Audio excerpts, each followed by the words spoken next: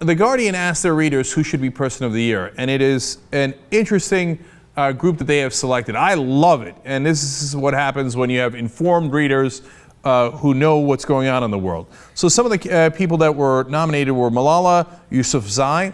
She's, of course, the girl in Pakistan who argued for education for girls, and she was shot. She survived, luckily, but it was a heartbreaking story, and a lot of people were moved by it, and the courage that she has as a young girl fighting for education for people like her. It's amazing, and her parents should get a tremendous amount of credit as well. Bradley Manning, of course, the whistleblower, was on the list, and they think standing up to government, standing up to repression were things that should be lauded, and he was nominated as well, and so was Pussy Riot, because they also stood up to a totalitarian form of government, and they were brave in how they did so. They faced imprisonment, as Bradley Manning does, so they were on the list. And then a person you won't see in a lot of lists is Fabiola Giannetti.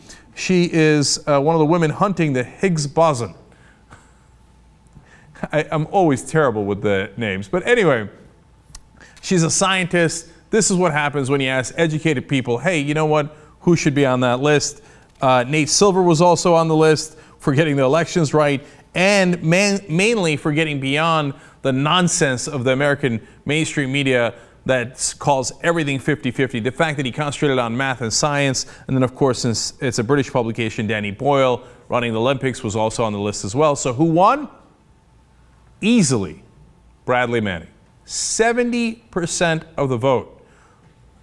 So from time to time, I talk about if you believe Bradley Manning is an American hero, you are not alone.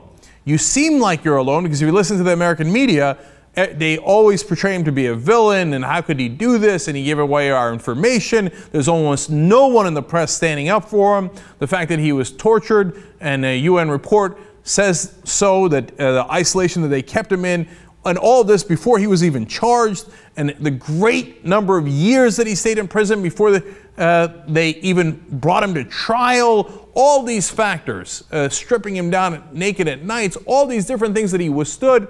Why? Because he wanted to bring transparency to the American government, and he did, and he revealed things that the American public should know. We should know what our military is doing in Iraq, Afghanistan. We should know that 15,000 more civilians died in Iraq than our government let us know. We should know that we killed first responders and journalists in that Apache War helicopter video. So the readers of The Guardian are absolutely right. I think Bradley Manning being Person of the Year is a brilliant choice. Of course, if you mention it here in the United States of America, it's considered heresy. How dare you?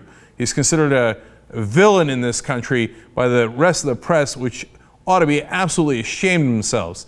That's what the press should do. It should reveal what the government is doing in our democracy. Of course, since they don't do that, since they're not watchdogs, they're lapdogs, they of course speak out against Bradley Manning because they are literally embarrassed that he did what they're supposed to do. But I agree completely with The Guardian. Person of the Year.